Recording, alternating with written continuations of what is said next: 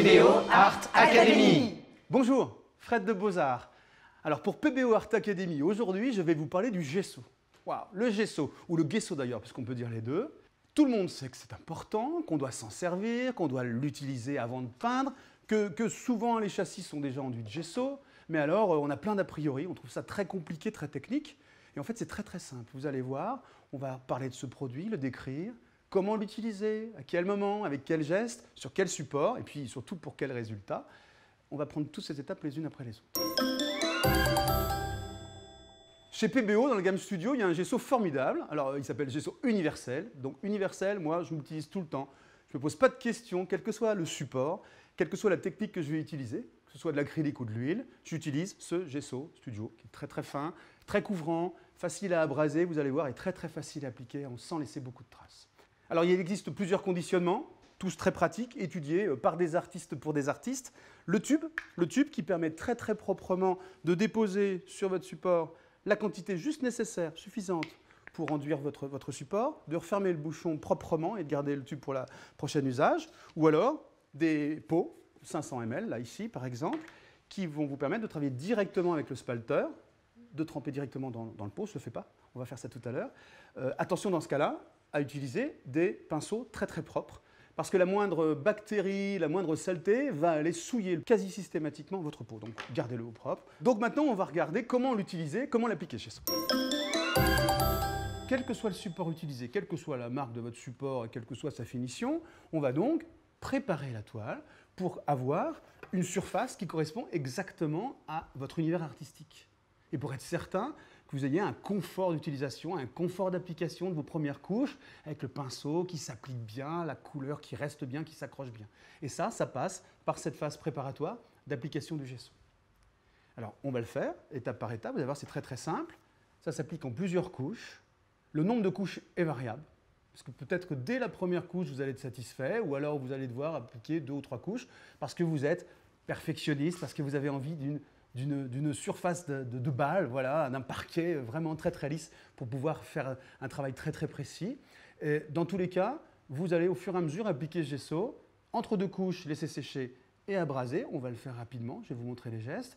Et puis, vous arrêterez quand vous aurez obtenu le support qui vous convient. Alors, maintenant, l'application. Donc très simple, on prend un peu de gesso et vous allez prendre un spalter large. C'est un pinceau donc, qui est large pour l'application et fin pour ne pas attraper trop de matière. D'accord ? Ce n'est pas un pinceau de bricolage, c'est la particularité, ça s'appelle un spalter. Là, j'ai pris un spalter en polyamide avec des poils assez nerveux, ce qui va me permettre de maîtriser mon geste quand je vais appliquer le gesso. Vous imbibez votre spalter et vous allez, sur le support, appliquer régulièrement, alors je ne vais pas le faire sur l'ensemble, régulièrement et sans insister, sans que la couche soit très fine. Il faut vraiment, c'est un peu comme un vernis, vous voyez. Un vernis, le résultat ne doit pas être visible tout de suite. C'est au fur et à mesure du travail, voilà, vous croisez bien sûr les gestes. Vous allez jusqu'au bout, vous allez jusqu'à assécher entre guillemets votre spalter, qu'il n'y ait pas de matière qui reste. Et c'est en faisant ce travail très mécanique, c'est la main, c'est vous qui bossez, c'est votre bras et votre main. Vous allez appliquer le gesso. Alors là, on travaille blanc sur blanc, c'est souvent d'ailleurs le cas avec les toiles. Donc vous vérifiez que la surface est bien appliquée, qu'il n'y a pas trop de marques. Voilà, là, je suis satisfait. Bien sûr, vous l'appliquez sur l'ensemble de la toile et vous laissez sécher. Je peux vous faire exactement le même geste sur un carton toilette. N'ayez aucune crainte, c'est vraiment le même travail.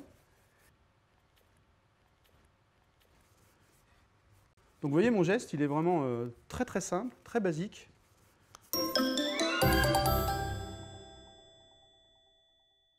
Alors, après séchage de cette couche, cette première couche, il n'y a plus de zone brillante ni glacée. Donc une fois que c'est bien sec, vous allez prendre de la toile émerie, un papier abrasif, assez fin, et vous allez, sur l'ensemble de la surface, abraser pour avoir, au toucher, vous sentez, en règle générale, quand on pose un produit humide, les fibres se dressent. Et donc, ce papier, cette toile émerie va permettre d'enlever les fibres et d'avoir une surface lisse. Et puis, on a, ça, vous ne le voyez pas, mais on a un toucher déjà plus doux. De la même manière, sur le troisième support, vous avez compris, vous abrasez pour avoir... Et alors là, c'est vraiment visible les fibres qui étaient dressées ont disparu et on a quelque chose de velouté, de doux. Voilà. Et donc, soit vous vous arrêtez à cette première couche si le résultat est satisfaisant, soit vous en rajoutez plusieurs, une deuxième, voire une troisième. Donc en fait, c'est une sous-couche. Si vous devez retenir quelque chose, si on doit retenir quelque chose pour l'artiste, ce produit est une sous-couche. Comme quand on peint des murs, on passe une première sous-couche pour que les couches successives, suivantes, la peinture reste à l'extérieur et soit là pour servir l'œuvre et ne soit pas absorbée par le support. Donc c'est une sous-couche qui va isoler le support, quel qu'il soit, et qui va faire d'abord donner du plaisir de peindre, c'est important, et puis de la splendeur aux couleurs. Autre chose, et pour terminer, le gesso va aussi servir dans les techniques de collage quand vous utilisez des morceaux assemblés, du bois, du plâtre, des tissus, du métal, etc. Ça permet, une fois que tout votre assemblage est fait, avant de peindre, d'uniformiser le support avec 3-4 couches de gesso, avec la même technique d'application. Et après, vous avez un support uni, avec tous vos reliefs qui sont prêts, et vous allez pouvoir peindre dessus. Merci et à très bientôt pour d'autres tutos pour PBO Art Academy.